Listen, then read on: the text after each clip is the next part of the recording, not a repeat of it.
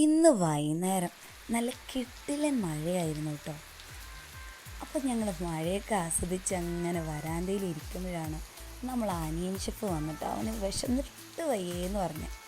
അപ്പം പിന്നെ ഞങ്ങൾ ഓർത്തു ഏതായാലും മഴയൊക്കെ അല്ലേ, അപ്പോൾ ഈ മഴേൻ്റെ കൂട്ടത്തിൽ നമുക്കും എന്തെങ്കിലും ചൂടോടെ ഉണ്ടാക്കി കഴിച്ചാലോ എന്ന്. അങ്ങനെ ഞങ്ങൾ നല്ല ക്രിസ്പി ആൻഡ് ക്രഞ്ചി ആയിട്ടുള്ള നല്ല ചൂട് പക്കവട ഉണ്ടാക്കി.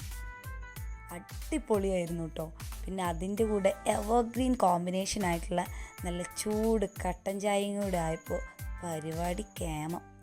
അങ്ങനെ ഷെഫിന് വിശപ്പും മാറി, ഞങ്ങൾക്ക് അടിപൊളി വൈബുമായി. ഇനി നമുക്ക് ഷെഫിൻ്റെ റിയാക്ഷൻ അറിഞ്ഞാലോ. ആദ്യം ഒരു പീസ് നമ്മൾ കൊടുത്തു, അപ്പോൾ അത് ചൂട് കാരനാണെന്ന് തോന്നുന്നുണ്ട്. പുള്ളിക്കാരൻ അറിയാണ്ട് അത് താഴെ വീണു. അതുകൊണ്ട് അഭിപ്രായം പറയാണ്ട് പുള്ളിക്കാരൻ മുങ്ങി.